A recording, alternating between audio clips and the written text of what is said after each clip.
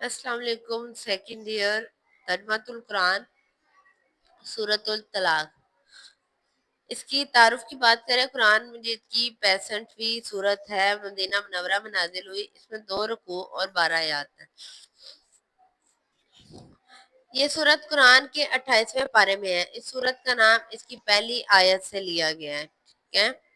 इस सूरत में तलाक और इद्दत के अहकाम बयान किए गए, इसलिए इस सूरत का नाम तलाक है।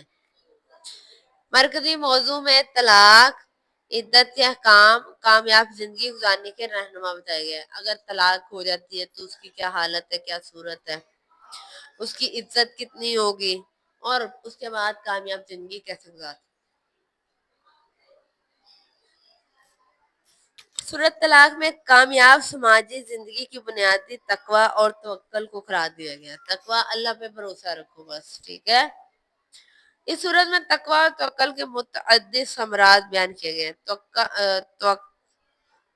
तकवा और तवक्कल जो है, इख्तियार करने से मुश्किलात दूर हो जाती है, रिस्क में बरकत आती है, अमूर मतलब कामों में आसानियां पैदा होती हैं, गुनाह माफ होते हैं, अल्लाह से अजर अजीम मिलता है। क्या होता है?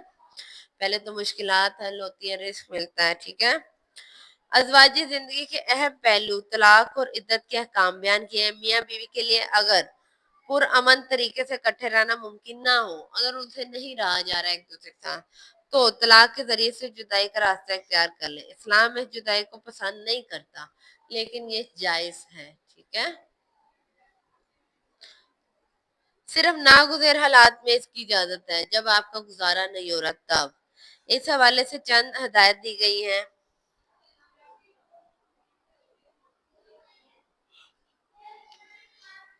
अहले ईमान ईमान वालों को हुक्म दिया गया है, जब औरतों को तलाक दें तो इद्दत के दिनों को शुमार कर लें। औरतों को घरों से ना निकालें। इद्दत औरत अपने शौहर के घर में पूरा कर सकती है। ना औरतें खुद घरों से निकलें। उन दिनों में औरतें अपने घरों से ना निकले, पर्दा कर लेती हैं सबसे। जिंदगी के फैसले में हर मरहले में अल्लाह से डरे। हजरत अब्दुल्ला बिन उमर रज़ियल्लाहु अन्हु से रिवायत, आप सल्लल्लाहु अलैहि वसल्लम ने फरमाया, अल्लाह के नजदीक हलाल चीजों में ये हलाल है, लेकिन सबसे नापसंदीदा अमल तलाक है। हलाल चीजों में सबसे नापसंदीदा चीज तलाक है।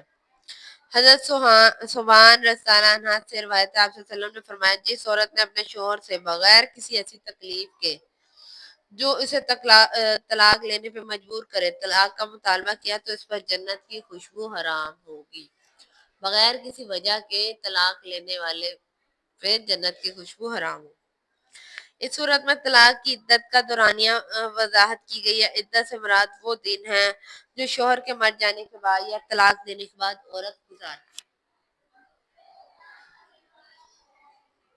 इस सूरत के आखिरी हिस्से में तलकीन की गई है, अल्लाह से डरते रहो, किताब अल्लाह पे अमल करो। किताब अल्लाह यानी कुरान मजीद पे अमल करो। आप सल्लल्लाहु अलैहि वसल्लम की अतात करो। हिदायत दुनिया में भी तुम्हारे दिल और दिमाग को रोशन रखेगी और आखिरत में भी कामयाबी का बायस बनेगी। सूरत तलाक में रुकू है 2।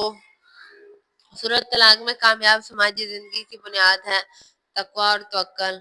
सूरत तलाक में अहकाम बयान किए गए हैं तलाक को इद्दत के। सूरत तलाक में आयात हैं 12। मियाँ बीवी में अलहदगी को कहते हैं तलाक।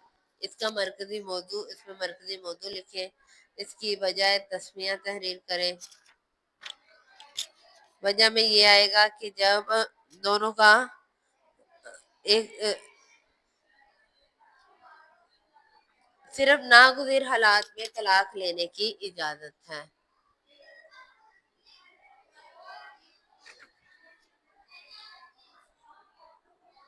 और सूरत तलाक क्यों नाजिल हुई, ये बताया गया है कि ये इस मौका पर औरतों को बताने के लिए तलाक और इद्दत का तकवा और तवक्कल के समरात तो इसमें ये हैं कि मुश्किलात दूर होती हैं, रिस्क में बरकत होती है, कामों में आसानियाँ होती हैं, गुनाह माफ होते हैं, अल्लाह अजर देता है।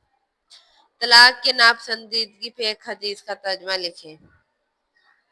अल्लाह के नजदीक हलाल चीजों में सबसे ज्यादा नापसंदीदा चीज तलाक है। सूरत तलाक में कौन से 2 अहकाम की तफसील बयान की गई है?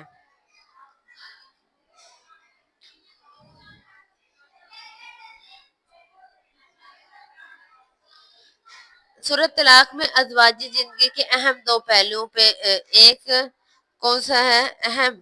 طلاق اور عدت دونوں. ٹھیک ہے، اس کے بنیادی مضامین میں سارے بنیادی مضامین آ جائیں گے. ہمارا سبق مکمل ہوا، کل ہم نیا شروع کریں گے. آج کے لیے اتنا کافی ہے.